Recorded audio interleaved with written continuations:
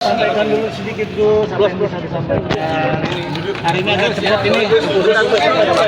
Ya, depan Mas. Depan saya berhenti sebentar. Sini aja Gus.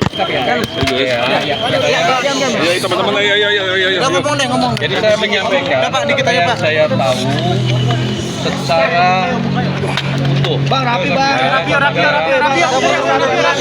Ngomong nih. Wah, diam dong. Gus, tadi finalisasi kerja negara Gus. Ya, kalau soal materi tolong ditanyakan ke penyidik langsung ya. Saya nggak bisa menyampaikan. Rapi. Ya. Awas. Sambil jangan mundur. Awas. Teleponnya lewat mana ini? Woi. Jatuh. Ayo berhenti. Sama kur ya Gus? Aduh. Gimana ini? Gus. Gimana ini? Ya Gus, berdiri Gus. Ngomong aja Gus. Berdiri Gus. Pakainya Gus tadi Gus. Gus, gimana nih Gus? Jangan dorong Mas. Gus, Pak Dito mengatakan bahwa udah siap buat ditahan Gus ya. Sambil Tidak ada hubungannya sambil mundur. kuota haji, tapi terkait investasi. Jalan mundur, Pak. Gus di mana sih Gus? Kayak nggak kelihatan. Tapi udah siap Gus ya. Gus ngomong Gus. Ya, sambil mundur ya. Ayo Gus, kasihan Gus, ayo ngomong Gus. Pas saya Gus ya. sambil mundur. Haji cara mau kamu. Gus, mana Gus? Gus nggak kelihatan Gus. Ya. Ayo Mas. Sambil jalan mundur. Ya, sambil jalan mundur Mas. Ayo. Mas belakang Mas. Ini depan ini. Ada. Ya. Lepas. Ya. Oleh dalam perkara ini. Kemudian terkait dengan perkara haji, sepekan ini juga kami KPK bersama BPK fokus melakukan pemeriksaan khususnya untuk materi penghitungan kerugian keuangan negara. Termasuk hari ini KPK bersama BPK juga melakukan pemeriksaan terhadap saudara YCQ dengan materi yang memang masih fokus untuk penghitungan kerugian keuangan negara, sehingga pemeriksaan full dilakukan oleh kawan-kawan dari BPK. Dan pemeriksaan hari ini tentu untuk melengkapi, mendukung proses penyidikan dalam dugaan tindak pidana korupsi berkaitan dengan kuota haji yang penyelenggaraannya tahun 2023-2024. Nah, sebelumnya juga kami melakukan pemeriksaan kepada pihak-pihak lain, baik dari asosiasi, dari pihak di Kementerian Agama, yaitu staf ahli Pak Menteri, itu juga didalami soal kerugian keuangan negara dan juga pihak-pihak dari Biro Travel, ya, sehingga ini kemudian menjadi utuh. Nanti keterangan-keterangan yang sudah disampaikan oleh para saksi dalam sepekan ini nanti akan difinalisasi oleh kawan-kawan di BPK, sehingga kita sama-sama tunggu dan semoga hasil akhir dari kalkulasi penghitungan kerugian keuangan negara bisa segera selesai, sehingga proses penyidikan perkara ini juga bisa segera berprogres lagi, ya, dan kita sama-sama tunggu. Silakan, ada pertanyaan? Ya. Karena memang hari ini pemeriksaannya masih fokus dilakukan oleh BPK, yaitu untuk menghitung kerugian keuangan negara. Karena memang pasal yang digunakan dalam dugaan tindak pidana korupsi ini adalah pasal 2, pasal 3, yaitu kerugian keuangan negara. Mas, sebelumnya kan pemilik makmur mengatakan bahwa mendapat kuotanya dikit tuh Mas, 297. Ya.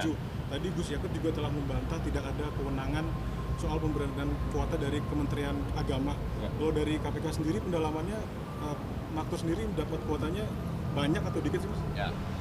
Jadi dalam distribusi kuota ini kami juga mendalami dari 20.000 kuota tambahan yang diberikan oleh pemerintah Arab Saudi kepada pemerintah Indonesia, kemudian dilakukan diskresi, splittingnya menjadi 50%, 50%. Kemudian dari Kementerian Agama ini mereka kan koordinasi ya, berkomunikasi dengan pihak-pihak asosiasi yang mewadahi para biro travel atau PIHK yang menyelenggarakan ibadah haji ini.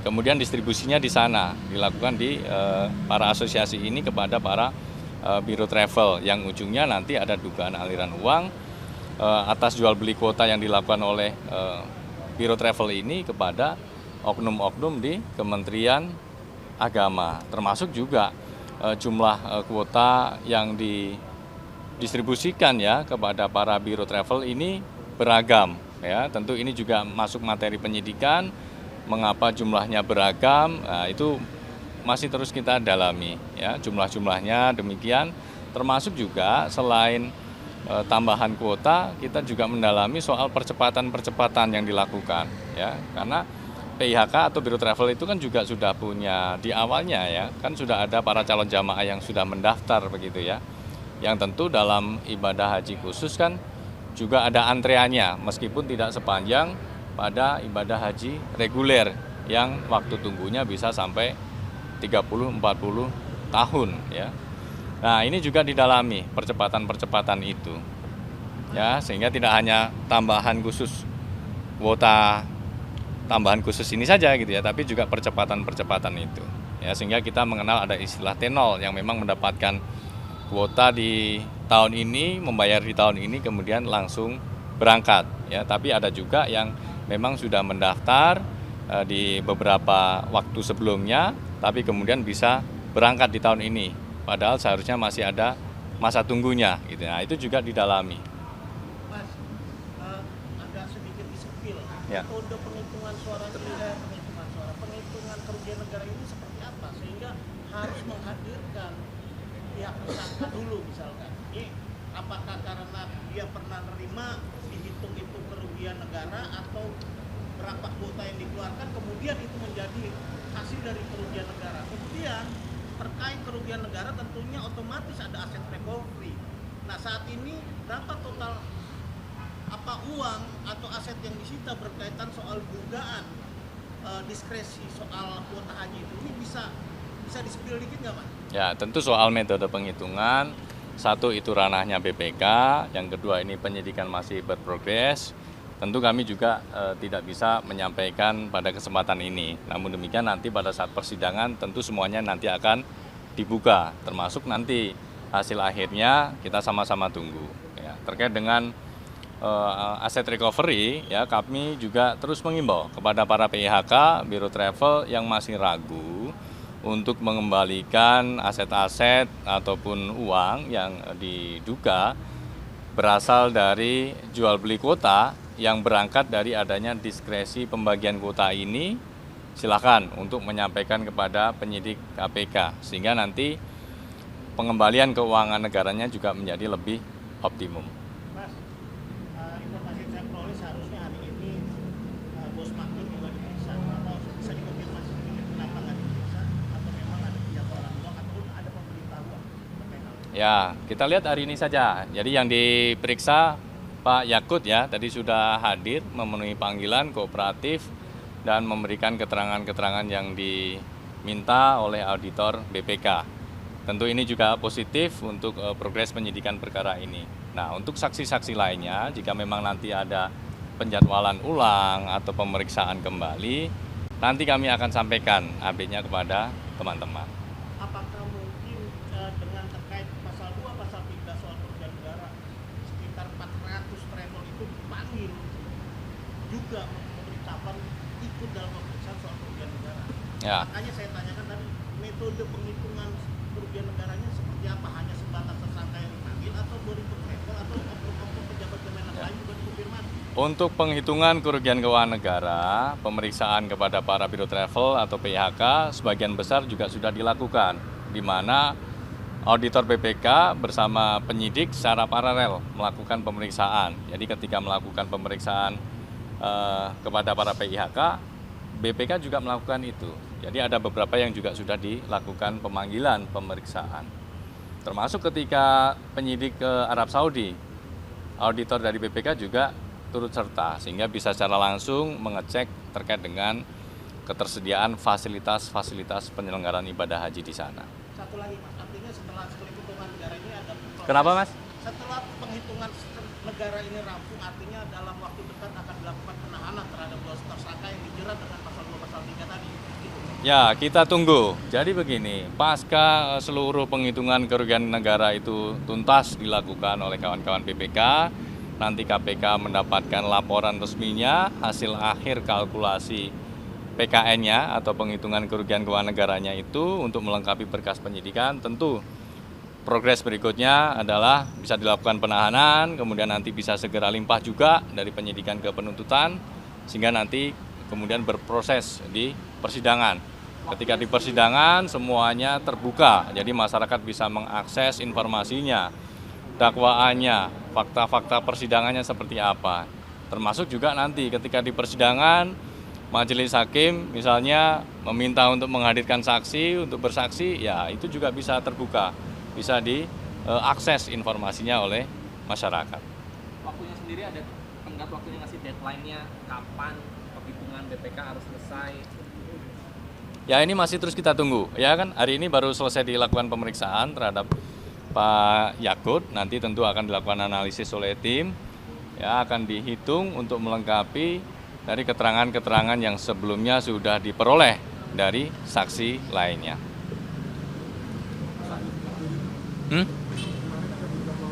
Ya. Hanif Zakiri ya Mas, itu buat tersangka ex-sekjen Kemenaker itu HS juga. Ya. Apakah terjadi RPTKA itu di tahunnya Hanif Zakiri itu? Dalam konstruksi perkara dugaan tindak pidana korupsi terkait dengan pemerasan pada pengurusan rencana penggunaan tenaga kerja asing atau RPTKA di Kementerian Ketenagakerjaan, KPK kemudian telah menetapkan saudara HS sebagai tersangka yang diduga sudah mendapatkan aliran uang dari para agen TKA ini sejak 2010. Ya, artinya memang penyidik menduga bahwa praktik-praktik dugaan pemerasan dalam pengurusan RPTKA ini sudah terjadi sejak lama, sehingga kami perlu mengkonfirmasi kepada saksi-saksi yang bisa menjelaskan, bisa menerangkan terkait dengan praktik dan mekanisme dalam pengurusan RPTKA. Termasuk tidak menutup kemungkinan nanti juga akan didalami bagaimana soal aliran uang yang bersumber dari para agen TKA yang mengurus dokumen RPTKA tersebut, ya, sehingga nanti juga penyidikan ini masih akan terus bergulir dengan memanggil saksi-saksi lainnya, ya, khususnya untuk menerangkan bagaimana praktik dan mekanisme pengurusan RPTKA pada zaman itu, termasuk dugaan aliran-aliran uang dari para agen TKA. Karena kalau kita melihat dalam perkara ini, khusus untuk tersangka saudara HS, dia diduga menerima meskipun di beberapa jabatan yang berbeda. Bahkan ketika yang bersangkutan sudah pensiun atau purna tugas, juga diduga masih menerima aliran uang dari para agen TKA. Sehingga KPK atau penyidik penting mendalami peran apa yang dilakukan oleh saudara HS ini. Kemudian yang bersangkutan masih terus menerima, uang masih terus mengalir saat yang bersangkutan sudah purna tugas. Belum, nanti kami akan update. Mas, ini kan ada sebelumnya dikonfirmasi menggunakan ada pemeriksaan mantan Menaker yang kemudian dalam paparan konstruksi perkara diduga terjadi jauh sebelumnya. Itu kan ada dugaan pemeriksaan Nida Kiri dan dia sebagai Menaker. Kok tidak pernah ada KPK terbesit untuk mengkonfirmasi Menaker saat ini? Apa emang bersih-bersih banget itu orang? Sehingga tidak perlu mengkonfirmasi dua tindak pidana K3 maupun RPTKA, bisa dikonfirmasi? Ya, nanti tentu kita akan melihat ya bagaimana kebutuhan dari penyidik untuk mendalami khususnya terkait dengan tempus-tempus dugaan tindak pidana korupsi ini terjadi. Ya, semua terbuka kemungkinan untuk memanggil, meminta keterangan kepada siapa saja untuk membantu dalam proses penyidikan perkara ini sehingga kemudian menjadi terang, bisa menjadi lebih tuntas lagi.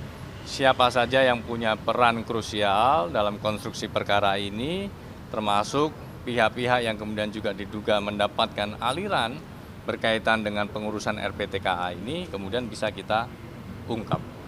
Kapan berarti Menteri Menaker yang sekarang dipanggil? Ya, pemeriksaan saksi kami selalu update kepada teman-teman ya setiap hari. Sedikit soal BJB tadi Mas, sekarang kan BPK sudah perampungan tadi ya. Kemudian sekarang bergeser. Oh belum. Tadi menyebutkan kalau sudah bergeser ke peran gubernur begitu. Ya, Nah, artinya kan ini paralel ya. Di klaster 1 berkaitan dengan pengkondisian atau penyimpangan pada pengadaan iklan di BJB ini masih intens dilakukan koordinasi dengan BPK dalam rangka penghitungan kerugian keuangan negaranya. Selain itu penyidik juga bergeser melakukan pendalaman berkaitan dengan komunikasi yang dilakukan oleh gubernur pada saat itu Pak RK dengan pihak BJB ya. Artinya ini sudah bergeser ya, bergeser dalam hal yang pertama itu kan soal penyimpangan dalam proses pengadaan, di mana dari paket pengadaan sejumlah sekitar 400 miliar itu diduga separuh lebihnya masuk ke dana non-budgeter. Jadi tidak digunakan sebagaimana mestinya untuk pengadaan belanja iklan, tapi malah ditampung di dana non-budgeter di dalam unit Korsek di BJB. Kemudian dari dana non-budgeter ini diduga mengalir ke pihak-pihak tertentu. Nah, oleh karena itulah kemudian kebutuhan dari penyidik untuk mendalami bagaimana pengelolaan dana non-budgeter dan juga aliran yang bersumber dari dana non-budgeter tersebut. dalam waktu dekat Pak RK akan dikonfirmasi lagi, dipanggil lagi ke Gedung Merah Putih. Ya, semua saksi yang nanti dipanggil pasti kami akan update ke teman-teman. Termasuk nanti pihak-pihak lain yang bisa menjelaskan ya berkaitan dengan itu. Tadi kan juga disebutkan Pak RK kegiatan di luar negeri begitu ya. Apakah ini akan berkaitan dengan circle-nya Pak RK yang kemarin sempat diramaikan dengan kedekatannya dengan sosok berinisial AK itu? Terkait dengan saksi-saksi siapa saja yang nanti dipanggil tentu berdasarkan kebutuhan dari penyidik ya untuk menelusuri pihak-pihak yang bisa menjelaskan, menerangkan berkaitan dengan bukti-bukti ataupun informasi yang memang dibutuhkan untuk memperkuat dari bukti awal yang sudah diperoleh oleh penyidik ya. Oleh karena itu kan tadi kita sampaikan bagaimana soal aktivitas atau kegiatan Pak RK ini baik di dalam maupun di luar negeri. Kaitannya juga soal penukaran uang ini, ya kan? Artinya kan untuk kegiatan-kegiatan di luar negeri, ya termasuk dalam kegiatan-kegiatan itu siapa saja yang turut serta, gitu ya. Itu juga semuanya kami dalami, kapasitasnya sebagai apa, bagaimana pembiayaannya. Nah, nanti ujungnya adalah dari mana sumber pembiayaan tersebut, kan kira-kira seperti itu, ya konstruksinya. PPATK bilang ada tambahan ilegal yang aliran uangnya sampai 1.000 T. Ada koordinasi juga sama KPK nggak? Nanti kami akan cek ya soal itu. Ya tentu apakah itu terkait dengan dugaan tindak pidana korupsi atau tidak, gitu ya. Karena PPATK selain menyampaikan laporannya ke KPK, tentu juga dapat menyampaikan ke APH lain. Karena memang kalau KPK kewenangannya fokus terkait dengan dugaan tindak pidana korupsi saja. Oke, cukup? Oke, terima kasih.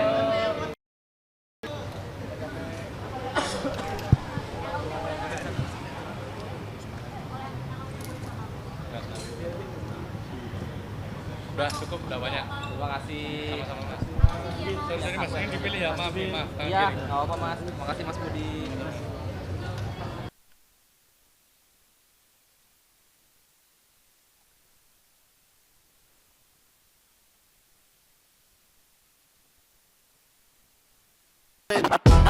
Subscribe, share, like, and comment. Subscribe, share, like, and comment. Subscribe, share, like, and comment. Subscribe, share, like, and comment.